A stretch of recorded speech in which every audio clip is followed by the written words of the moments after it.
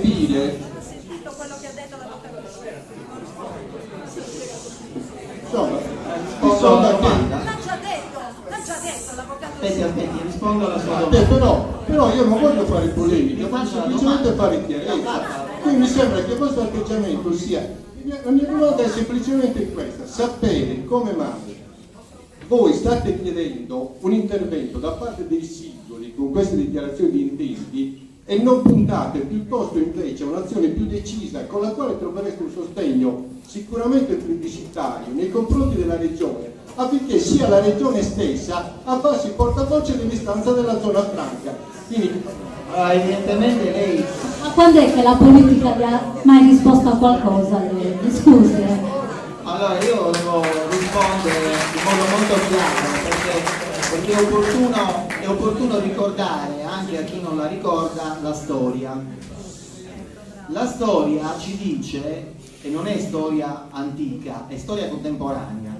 La storia ci dice che noi stiamo lavorando con i politici dal 2012 fino ad oggi. La storia ci dice che noi abbiamo costretto la giunta Cappellacci a intervenire pesantemente sulla questione della zona franca. La storia ci dice che io sono andato a Roma a discutere col vice ministro dell'economia Casero, Luigi Casero, l'attuale vice ministro dell'economia, di zona franca della Sardegna. La storia ci dice che io sono andato a discutere col vicepresidente della Commissione europea Tajani, adesso presidente del Parlamento europeo, il 20 settembre del 2013, di zona franca della Sardegna.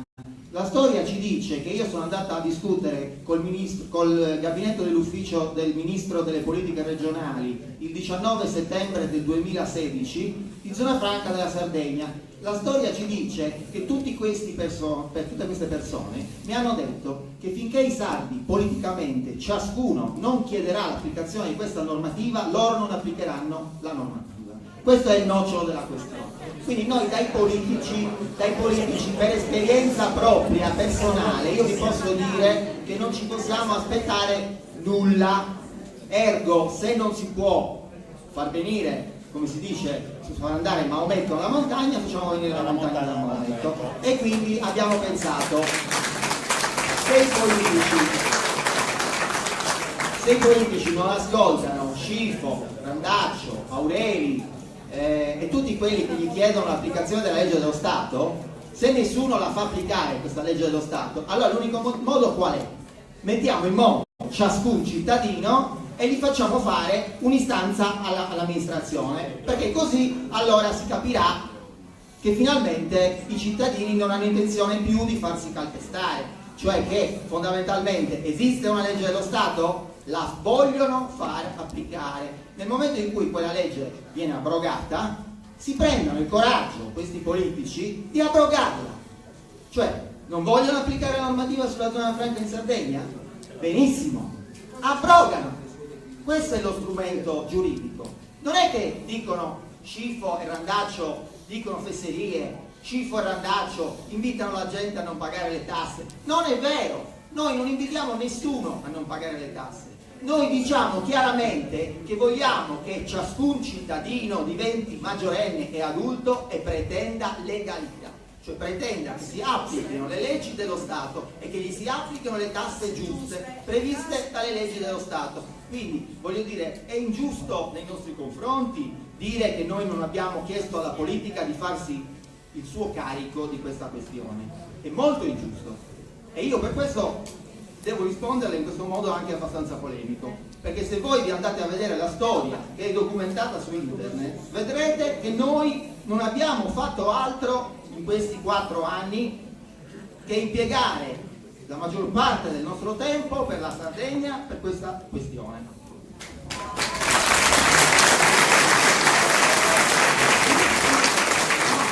Mi fa piacere che per la prima volta vedo l'avvocato Scifo incavolato.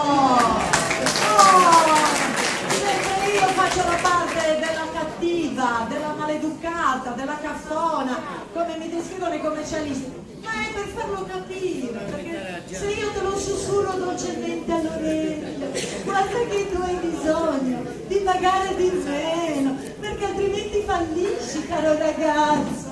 Così volete che vi parli? No ragazzi, qui parliamo seriamente, siamo adulti, i nostri figli stanno partendo, abbiamo spopolato l'isola per colpa nostra, perché ce la siamo bevuta, tutte le bugie che ci hanno raccontato, noi ci abbiamo creduto, ma guardate che i nostri figli non ce la perdoneranno se noi molliamo e non attiviamo subito la zona franca. Quindi ben vengano gli comportamenti un po' arroganti, un po' rompiscatole come il mio e oggi dell'avvocato Scifo, e a questo punto vorrei sentire qualcuno intavolato, non qualcuno rassegnato. No, a te non ti faccio parlare, parla da Itiri, la signora laggiù in fondo, che cosa ci vuole dire? Allora, io sono una partita IVA e parlo anche a nome delle partite IVA penso, e sono mia figlia parte martedì per l'Inghilterra che non trova lavoro. Bravo. Ok, voglio sapere, io la dichiarazione di intenti non la faccio fare come commercialista. Tu, come tutti i commercialisti, mi diranno non ti faccio niente per fare terrorismo. Voi avete qualcuno da consigliarci, poter fare citazioni di intenti, ma io parlo a nome di tante persone che non sono qua, stanno aspettando che io dica qualcosa. Allora, rappresento tutti, rappresento tantissime persone che possono ti ringrazio di questa domanda. Io poi ci sono qui testimoni, ogni volta che mi si chiede questo dico tornate dal vostro commercialista e chiedete al commercialista.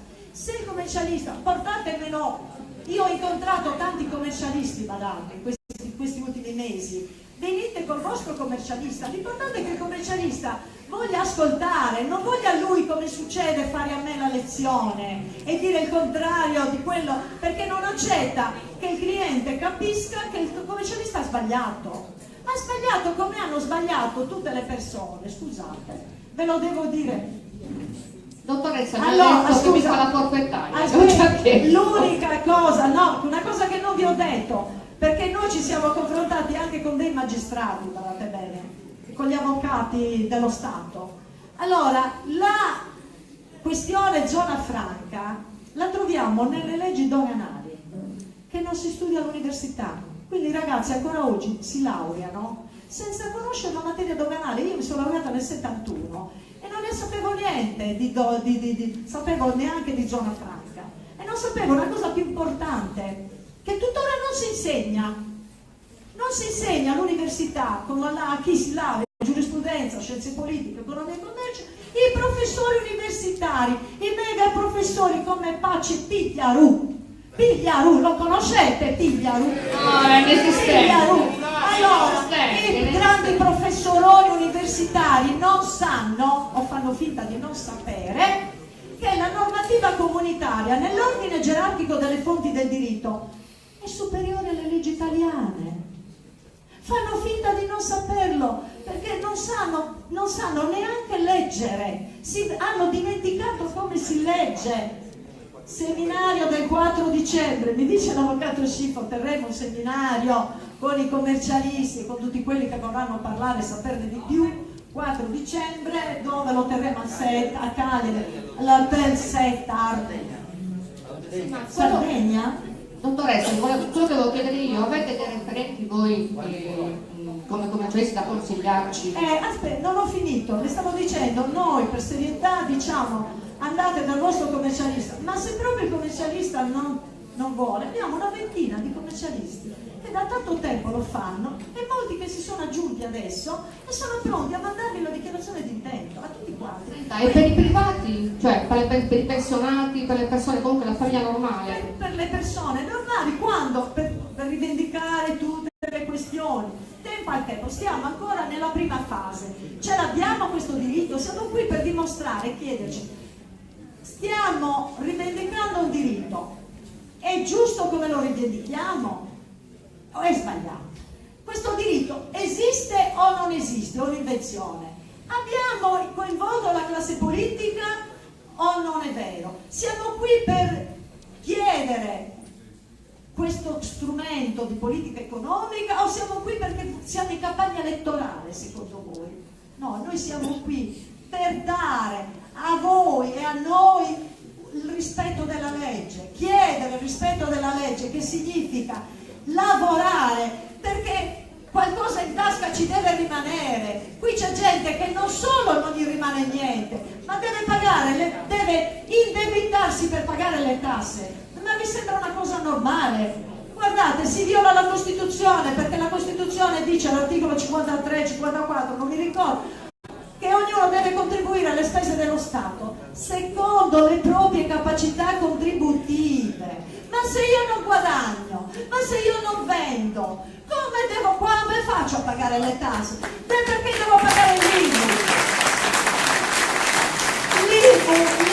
L'IMU non si paga in Sardegna, nelle zone franche, l'IMU non si paga né sui capannoni né sulle seconde o 10 case da bene. La maggior parte dei tributi non esistono e quelli che ci sono 10,12,5%. Questo è quello che dico. Le altre domande? Sì, buonasera a tutti. Volevo fare una domanda, credo scusate, che abbia già risposto prima, ma la voglio postulare nuovamente perché credo sia giusto. Anche perché qui si parla molto di partite IVA e non si sta parlando di dipendenti pubblici che sono tra l'altro quelli più tartassati perché alla fonte le tasse vengono detratte dallo Stato. Quindi vorrei sapere, avendo seguito tramite internet eccetera le altre forme di comunicazione, che cosa può fare uno che è un dipendente pubblico, e qui mi ricollego anche ai pensionati che comunque sia sono dipendenti pubblici o comunque dal punto di vista fiscale lo sono. Quindi una risposta in questo senso, la ringrazio e ringrazio tutte le persone qui presenti, che è molto importante essere presenti. Sì, le posso garantire che il regime in Europa, il regime fiscale sulle zone franche, guardate bene, non è che ogni nazione se lo fa per i fatti suoi, è unico in Europa, unico nel mondo. A proposito di dipendenti pubblici, ovviamente c'è una diminuzione della tassazione anche per i dipendenti pubblici, mi sembra ovvio e logico, così come una cosa che non vi ho detto, non so se ve l'ho detto, che i contributi previdenziali e assistenziali delle persone che assumeremo naturalmente, perché io credo che veramente si comincerà a lavorare, i contributi previdenziali e assistenziali li pagherà lo Stato, perché la cosa che dobbiamo capire tutti quanti assieme è che non è che lo Stato ci ha autorizzato alla zona franca e ci toglie tutto quello che Signor oggi ci ha dato, perché allora non sarebbe una compensazione allo svantaggio. Compensare vuol dire che lasciandomi quello che ho attualmente, in aggiunta mi devi dare un'altra cosa, che sia chiaro. È un'altra cosa che mi devi dare, cioè mi devi dare un'imposizione fiscale che mi permetta di superare il mio mare di 450.000 km quadrati, il mio ponte, mi devi dare il ponte e io devo viaggiare come viaggiano i corsi, i corsi partono da Iaccio e vanno a Parigi con 20 euro in aereo, io voglio altrettanto, voglio pagare 20 euro. Questa è la vera continuità territoriale, non i contributi alle compagnie. Lo Stato italiano deve dare a me, cittadino, la possibilità di viaggiare con 20 euro per andare, a 20 euro per tornare, come ce l'hanno i corsi, badate bene. Un'altra domanda? Dai, a chi tocca? Buonasera dottoressa, buonasera a tutti. Volevo sapere dove erano riferibili i moduli per la richiesta del rimborso IVA. Sul nostro sito vi dovete iscrivere al movimento, però 20 euro, pensate che tassa grande vi chiediamo, contributo di 20 euro chiediamo per iscrizione. Buonasera a tutti, io ho un'attività commerciale a Sassari, volevo chiedere, mettiamo che da domani io faccio fare la dichiarazione di intenti al commercialista. La settimana prossima fatturo senza IVA. Cosa incorro io in una sanzione dalla Guardia di Finanza, dall'Agenzia delle Entrate?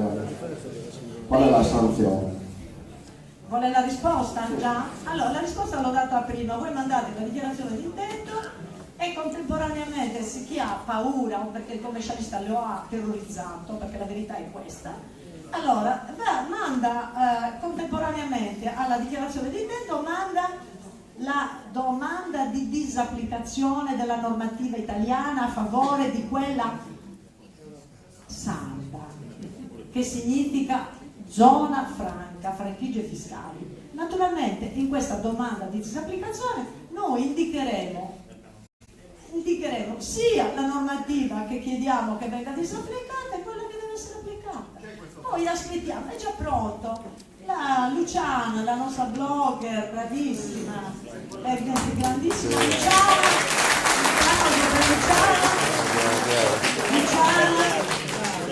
pubblicherà con una bella fotografia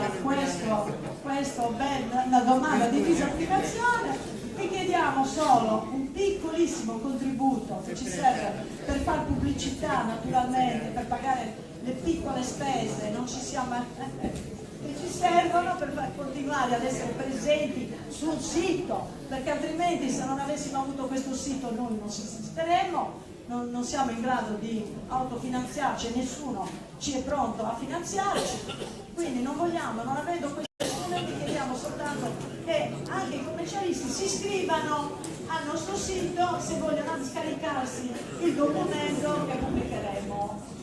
Un'altra domanda, la signora? Buonasera, grazie. Una domanda semplicissima. In un consiglio comunale si porta come argomento del giorno la zona franca, viene approvato e poi il sindaco come dovrà fare in modo che questo venga messo in pratica? Allora, anche su questo argomento che è molto importante, i sindaci possono scaricare dal sito o telefonare a Luciana che ve lo manda direttamente al comune il facsimile per attivare il territorio dichiarandolo zona franca al consumo e poi mandare il regolamento di attuazione. Come si attiva? Si attiva come si riscuotono le tasse per occupazione del suolo pubblico, le tasse comunali, quelle non.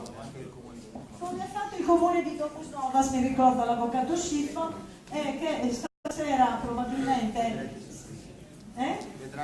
vedrete su Striscia la Notizia, cioè se andate a casa accendete Striscia la Notizia tra 3 ore alle 8:30 credo troverete l'intervista Striscia la Notizia, si parlerà della zona franca di Domus Novas. Avete tutti i documenti, li potete scaricare dal sito. Niente, per il momento non succede niente, perché quello che stiamo tentando di fare anche con molti amici che si muovono, noi stiamo contattando decine di sindaci dall'Ateneo e decine di sindaci si stanno muovendo, stanno leggendo, stanno scaricando questo documento, si stanno iscrivendo al movimento e stanno controllando col segretario comunale ovviamente tutti i riferimenti normativi. Quindi voi controllate i nostri riferimenti normativi, se avete qualche problema ci chiamate e lo risolviamo assieme. Poi come si attiva esattamente quello che succede a Livigno, perché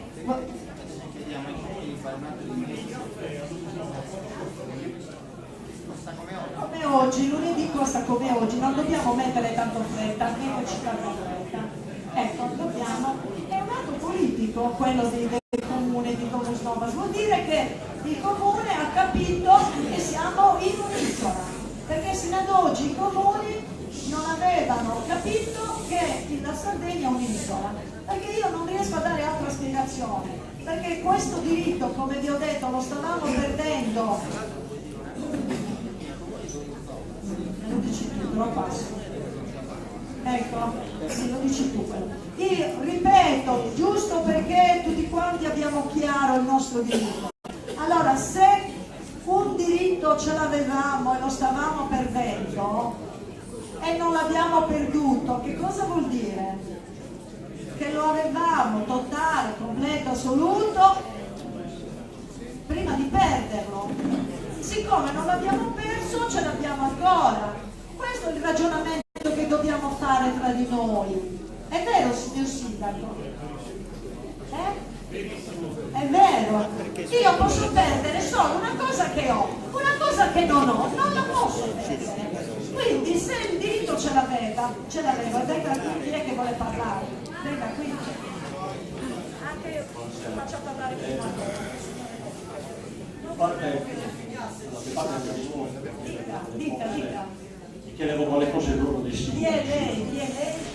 La partita IVA. Una partita IVA. Mi chiedevo quale fosse il ruolo dei sindaci in parte per quanto riguarda questo discorso legato alla dichiarazione di intenti e alla possibilità di poter passare dalla fiscalità che chiamiamo ordinaria, quella che abbiamo sempre Italiana? Sì. Italiana alla fiscalità si è parlato poco fa dell'inesigibilità dell'IVU, quindi dell'IVU, sì. Per esempio, quindi questa è una cosa che per quanto riguarda gli insegnamenti artigianali è una cosa che dopo ci può spiegare per cortesia a grandi linee quali sarebbero i vantaggi effettivi e i meccanismi legati a una fiscalità per non pagare l'IVA? E poi mi chiedo lo saprei, è troppo lungo da spiegare. Il rapporto con la fiscalità italiana rimane immutato oppure che cosa mi sembra che non pagare l'IMU sui capannoni magari sfitti, credo che sia un diritto, no? Se io non ce l'ho affittato il capannone, come che devo indebitarmi per pagare le tasse sull'IMU? Il sindaco avrà tanti altri soldi che arriveranno dalla fiscalità di vantaggio, tanti soldi. Il comune di Livigno avrà 32 milioni di euro all'anno perché c'è un'economia che gira. Dovete avere la pazienza di aspettare che l'economia giri e poi riuscirete ad incassare. La prima cosa che incasserete su ogni litro di benzina come minimo vi entreranno 80 centesimi dritti puliti nel comune. 80 centesimi sono del comune. Gli automobilisti pagheranno la benzina 80 centesimi e gli 80 centesimi sono tutti del comune, non sono dello Stato. Quindi un'altra domanda.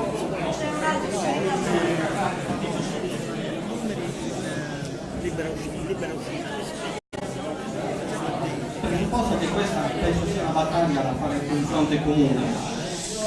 Assodato che i partiti politici sono contrarissimi, abbiamo provato come movimento a metterci in contatto con gli altri movimenti sani, pastori, agricoltori e così via. Non si può trovare un punto di incontro e veramente fare un fronte comune. Allora, guardi, a gennaio del 2016, mi pare così, insieme a gennaio del 2016, inizio febbraio, dal Sulcis, come rappresentante, allora ero rappresentante provinciale del Movimento di Zona Franca, mi unì all'ondata di protesta del Sulcis, non so se ve lo ricordavate, era un po' la crisi generale del Sulcis, l'Alcoa e quant'altro, e abbiamo fatto un fronte comune con gli altri movimenti, i sindacati, mi pare che fu la CISL, se non erro, il rappresentante era ABOM, con altri movimenti disoccupati, movimenti liberi artigiani di Sardegna, scusate adesso non me li ricordo, ma eravamo 5 o 6 movimenti e andammo in più di 1500 persone a protestare davanti alla regione, tanto è vero che da lì poi Pigliaru fu costretto in qualche modo ad aprire un tavolo tecnico al quale partecipammo io, la dottoressa, il collega e io, e costringemmo Pigliaru, perché le istanze erano diverse, c'erano le nostre perché eravamo un gruppo e le nostre furono accolte, nel senso che il rappresentante della giunta, cioè diciamo una persona di fiducia della giunta, che era l'onorevole Torre Cherchi, ci avvicinò in sede di tavolo di concertazione e con lui iniziamo un percorso, vedendoci 6 o 7 volte, per impacchettare, confezionare, perché la giunta Pigliaru è contrario all'applicazione della zona franca estesa a tutta la Sardegna, però io dissi in quella situazione: guardi, noi non chiediamo di più di quello che lei stesso scrisse nel 2012, dicendo che la zona franca non è sicuramente la panacea di tutti i mali per la Sardegna, ma potrebbe essere una via di uscita dalla crisi per il Sulcis, quindi lei non può negare a se stesso, allora ci deve dare l'opportunità di fare questo. Lui mi sottoposi e ci fece collaborare con Torecchetti. Con Torecchetti abbozzammo le delibere del Porto Franco di Portovesme, quindi Sant'Antioco, Portovesme e tutta l'area industriale, cioè dall'acqua fino a dove sorge il Murario, fino a su tutto quanto. Quello zona franca, anche una piccola enclave della zona industriale di Iglesias, cioè al nord di Serucci, sì, okay. Quindi di Gonnesa. Quindi questo per rispondere, noi ci siamo uniti, però il problema è che sembra quasi sempre che la politica ti dia ascolto proprio perché non ne possa fare a meno e poi in qualche modo ti relega ai margini, perché è vero, noi lavoriamo alacremente mettendo i contenuti nella zona franca, studiando la zona franca di D'Angeli, che è nostra dirimpettaia, nella quale si assemblano gli autoveicoli mondiali. Sono state pubblicate 4 delibere, una per nel mese di aprile, 15 aprile 2016, una per il Porto Franco di Sant'Antioco, di Portovesme, e poi 2 delibere, una generica per Oristana e un'altra per Olbia, che diciamo gettava le basi, e una generale per tutta l'isola. Ha avuto esito? Quella no, eppure erano delibere di giunta. Quindi ci siamo fatti convinti che diciamo, la politica sa assorbire come un immenso spugna le istanze. Una volta che entrano le mette nel bosco delle paludi, le mette nel porto delle nebbie, okay? Quindi, ancora a questo punto abbiamo detto che le istanze non devono più partire da un movimento che si organizza per protestare, no, devono nascere interamente tutte nel popolo, dal popolo, perché il popolo tu non lo puoi più fermare. Posso? Una domanda? No, scusi un attimo, voglio rispondere al signore che ha parlato di pastori. Allora, il problema dei sardi è proprio questo, che ognuno cerca di coltivare il proprio orticello, e questo è il danno che hanno i sardi e che favorisce la politica.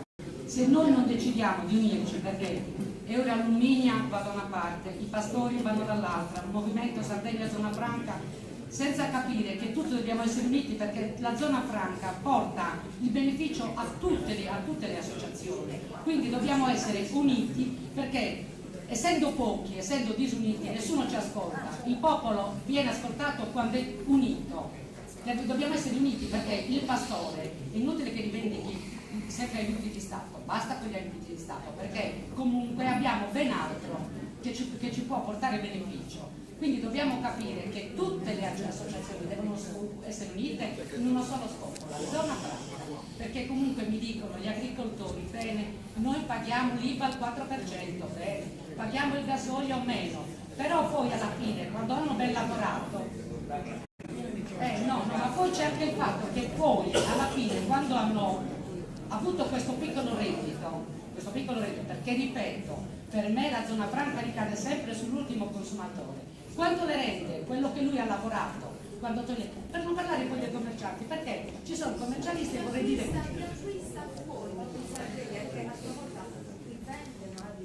Allora, vorrei parlare anche di un'altra cosa con i commercialisti. Io sono un ex commercialista e voglio dirvi una cosa, che se la matematica non è un'opinione, 2 più 2 fa 4. Che se io acquisto un prodotto e lo importo, lo pago, caricandolo, deve avere il mio piccolo guadagno. Voi commercialisti avete capito che il guadagno nessuno se lo sta portando a casa? Il piccolo stipendio? L'avete capito? Bene. Allora dovete capire che il commerciante, quando importa la merce qui, parte già svantaggiato, perché io ho un negozio, cioè mio figlio ha un negozio di scarpe, e vi faccio l'esempio pratico per toccare la realtà.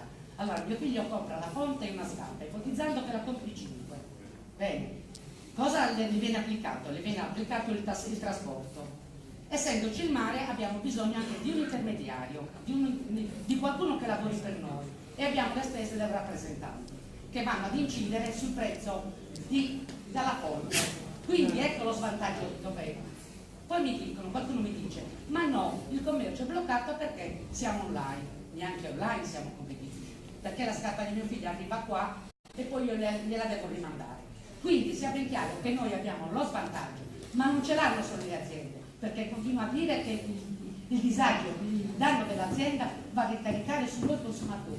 Loro ce l'hanno lo svantaggio già dall'inizio, quindi non ci vuole molto a capire, non ci vogliono articoli di legge, non ci vuole la 54, non ci vuole 116, non ci vuole... I conti devono tornare, perché io sono una padrona di casa, quando vedo che lo stipendio non mi basta vado a ricercare dov'è il danno, e quindi io mi aspettavo dai signori commercialisti che si riunissero tutti insieme per vedere cos'è che non sta funzionando nelle loro aziende. Non possiamo essere competitivi non col resto dell'Europa e del mondo, non siamo competitivi neanche con gli stessi nostri connazionali. Quindi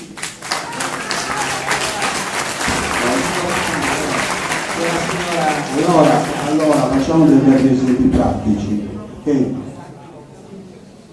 Allora, facciamo l'esempio di un agente di commercio, agente Nasarco. Come ben sapete, gli agenti di commercio, soprattutto in Sardegna, visto che, come ha detto la dottoressa Randaccio, siamo una regione spopolata, per creare il proprio, diciamo così, business devono fare chilometri. Quindi facciamo l'esempio di un agente di commercio che fa ogni mese 3.000 chilometri, spende mediamente 300, facciamo 250-300 euro di gasolio. Allora, mettiamo che il mio commercialista un domani mi dicesse ok, provo a fare una fattura esente IVA, però io ho sempre un'IVA che mi trascino con le mie spese, perché io per arrivare a fare la mia fattura devo produrre, cioè per produrre il mio reddito devo avere delle spese che vengono dedotte in parte. Quindi ora non so se avete capito la mia domanda. La domanda com'è? Ecco, come recupero io le mie spese se non mi posso più dedurre?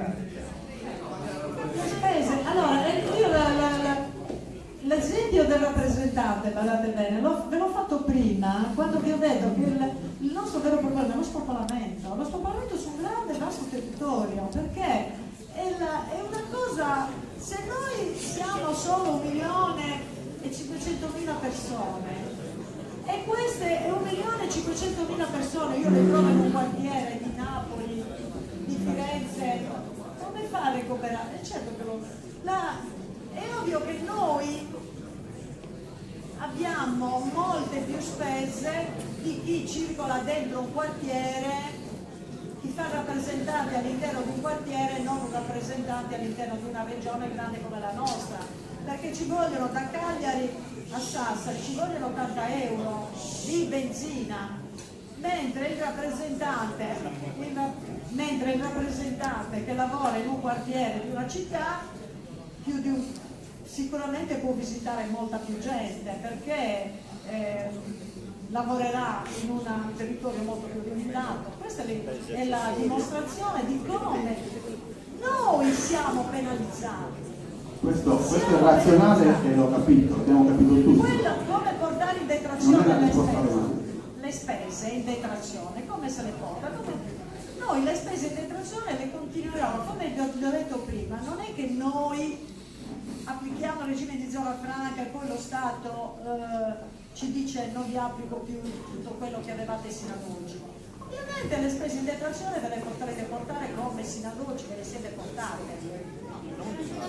No, l'IVA non la pagherete, non la pagherete né sulla benzina, né su tutto ciò, né sui servizi. Ma chi ce la vende la benzina senza IVA? Ecco, è quello che voleva dire. Allora, qui la benzina senza IVA la cominceranno a vendere i distributori di carburante quando il sindaco si attiverà con la zona franca al consumo. E il sindaco, in qualità di governatore del territorio, potrà dire alla Saras: vendimi la benzina come tu la stai vendendo allo Stato italiano, perché il sindaco è diventato governatore del territorio, fa le veci dello Stato italiano e ha il potere, badate bene, se la Saras o le compagnie petrolifere non gli dà la benzina così come la vende allo Stato italiano, ti sceglie su un'altra compagnia.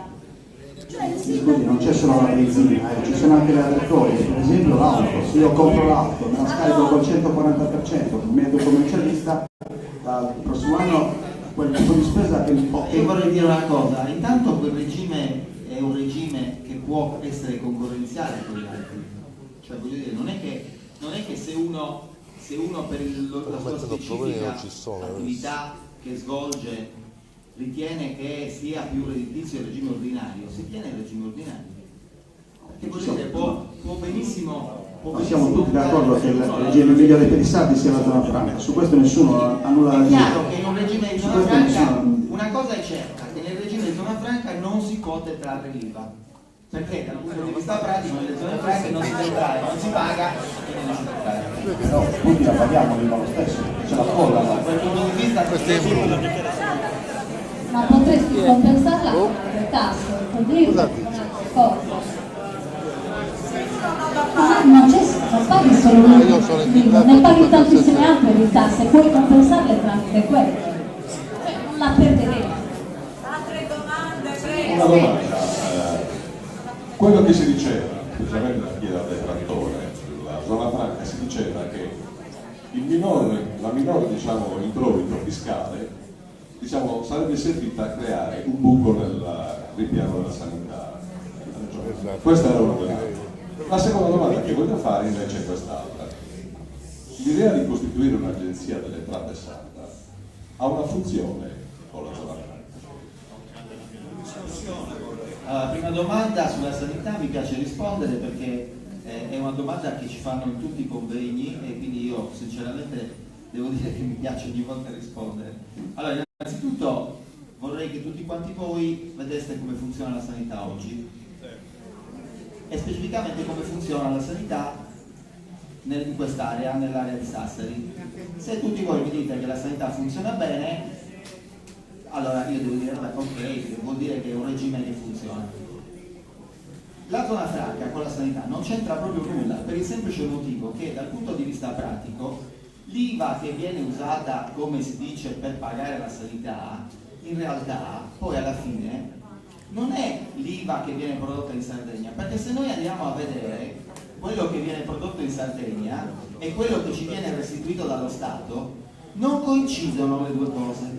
Cioè sostanzialmente non è che lo Stato ci restituisce tutta l'IVA che produciamo e che noi la reinvestiamo nella sanità, e non è neanche che lo Stato ci restituisce una parte o due parti o tre parti, eccetera, eccetera. Noi sappiamo che lo Stato, su quell'accordo famoso a cui forse lei alludeva del 2006 fatto da un precedente governatore, non ha adempiuto praticamente a niente.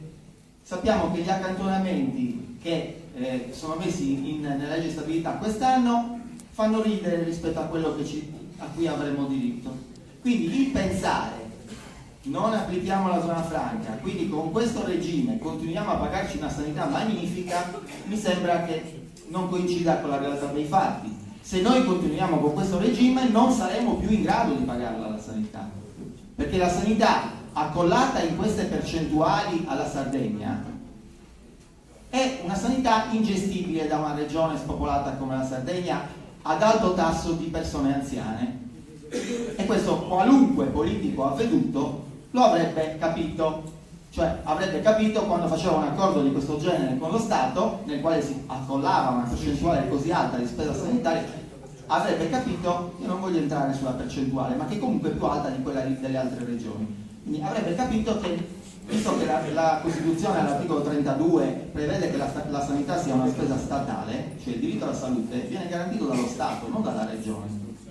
Quindi io vorrei che anche i nostri politici si rileggessero un po' la Costituzione, si rileggessero l'articolo 32 e allora andrebbero a vedere che questo concetto, che la sanità se la deve pagare tutta la Sardegna e che quindi una regione che è ad alto tasso di calo demografico da un lato e di anzianità crescente, si debba pagare la sanità con una tassazione così elevata statale e adesso debba anche contribuire al risanamento del bilancio dello Stato, mi sembra che se continuiamo con questo regime senza zona franca, noi non avremo la capacità di attrarre nessuno qui a lavorare.